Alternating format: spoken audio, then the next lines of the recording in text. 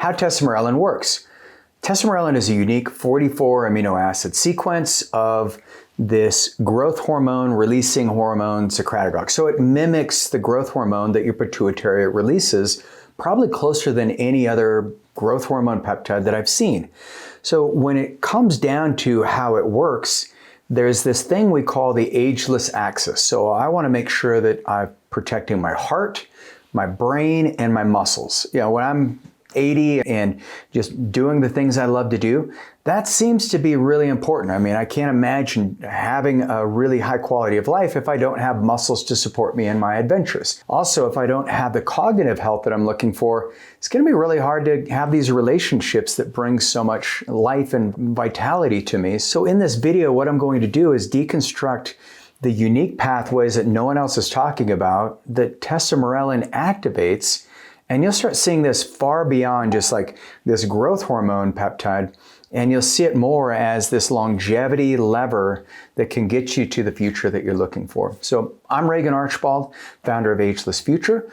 My job is to help you feel, look, and perform your best. I've done that by combining a medical team with longevity coaches, with fitness advisors, and health integrators, and together we review your labs, we look at all the data, and then we help put together this physician-led peptide protocol so that you can get to the state that you want to be at in as short amount of time as possible. So Tesamorelin is one of those peptides on the team that we love. So let's talk about some of the things that it can do.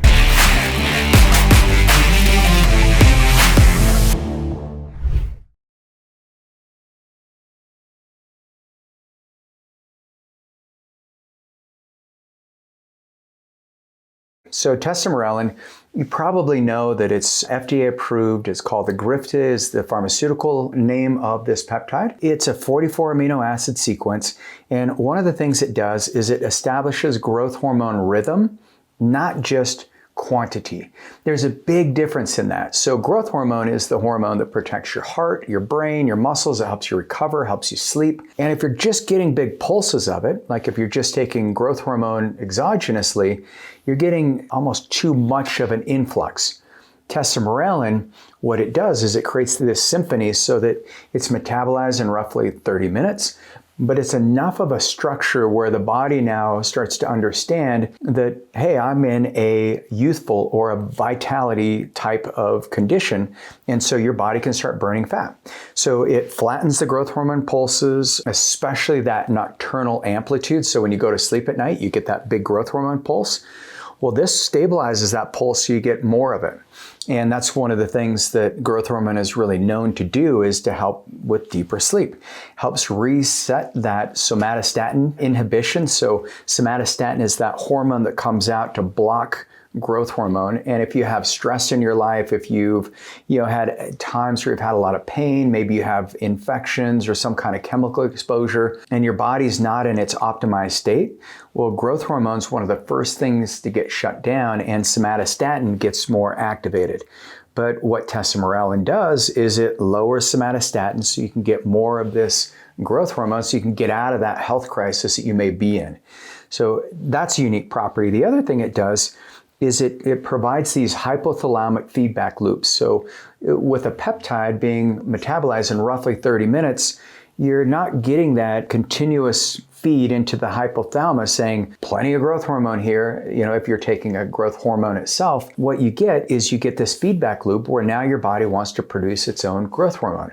And that's one of the things they saw in the studies, where these HIV patients were on 2 milligrams daily for 52 weeks on Tesamorelin, very few side effects, and they all lost on average 18% of visceral fat. Like, it's phenomenal. If you're looking at Tesamorelin, once again, this is not medical advice, but if you're looking at how can you maximize the benefits and utilization of Tesamorelin, first get your labs ran, see if it's the right peptide for you. But if you do want to get rid of that belly and you do want to have better recovery, this peptide is phenomenal. The second thing it does, and this is probably the most important thing, so it's not just reducing visceral fat, but it's literally removing the inflammation that's damaging your mitochondria. So if you think of your body, your visceral adipose tissue, and when I say visceral, I mean the fat that's accumulated around your organs, when you have that white fat specifically that's there, it just starts changing the cytokines. So it's all these inflammatory cytokines that block mitochondrial biogenesis. And then your body the whole metabolic system, the whole metabolism starts to drop because your body now only uses glucose as an energy source because that white fat, it's almost like it harbors energy. And the reason the fat's white is because the mitochondria get clumped down in the center of the fat cell because it's metabolically inactive. And that's where disease patterns come from. So when you add tesamorelin, it's a systemic driver of reversing that adiposity or that accumulation of fat in the belly, and it turns on mitochondrial biogenesis. So you'll see the activation of what's called PGC1 alpha.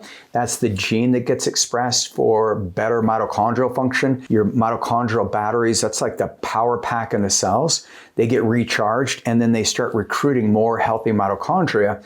And that white fat, the mitochondria, comes to the surface of the cell, and now you can use fat as an energy source. So fatty acid oxidation is a really important metric and a key component of tesamorelin.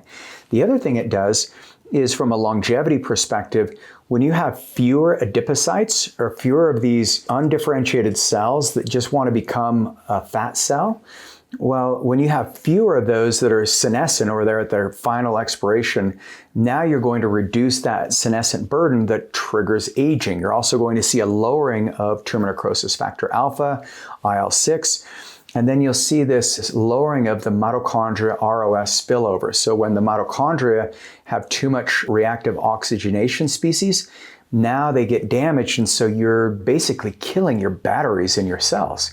And so one thing that's so phenomenal is with tesamorelin, now that you're reversing that adiposity or that fat distribution around the organs, now you're turning on the mitochondria, your body starts to burn fat, your mitochondria wake up, and that's one of the fastest ways you can stay younger. The other thing that's interesting is if you see this muscle satellite cell. So when you activate the mitochondria, tesamorelin activates these satellite cells in your muscles.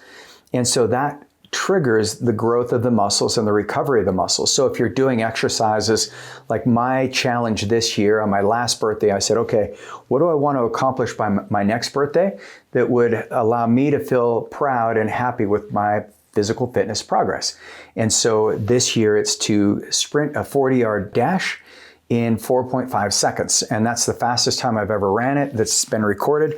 So I got a lot of work to do because I'm not 18 anymore. But when you have that muscle cell activation, you're going to see an enormous improvement. That's what I've seen is in the slow twitch and those fast twitch muscle fibers, they get reactivated. And so I've been able to speed up my sprint time faster than I ever imagined.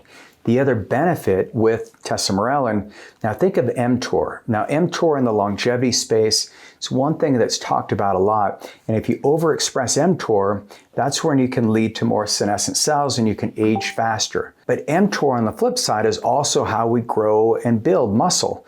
But what tesamorelin does is it's rare because you don't get that, it's mildly anabolic, but you don't get that hyper expression of mTOR like you would with growth hormone or some of the other anabolics. And on the flip side, if you're using mitochondrial peptides, MATA-C or SS31, you're triggering AMPK, or you can even use an herb called cordyceps. But you can trigger AMPK and you can balance out that energy expression. The final thing that they found is there's no precancerous signaling, so we wouldn't want to introduce something into your body that's going to lead to cancer downstream. They didn't find that in the studies. In fact, if you're turning off tumor necrosis factor alpha and IL-6, you're going to diminish some of the risk of cancer. I wish I could say all of the risk, but I don't know of anything that can mitigate all the risk that you have from cancer. But tesamorelin in and of itself is one of the most robust peptides, most heavily studied on the growth hormone pathway. And it's something that if you want to go deeper in, if you want to find out if this peptide is appropriate for you, The best way to do that, avoid some of the claims and some of the fakes that are out there, especially in some of the research use only pathways, and work with a licensed physician or provider who can prescribe through a 503A compounding facility so it's customized to what your body needs. If you want access to that kind of a team who we only write prescriptions through these types of compounding pharmacies, go to agelessfuture.com and my team will take great care of you. Thanks so much for being on the channel. I'll see you on the next video.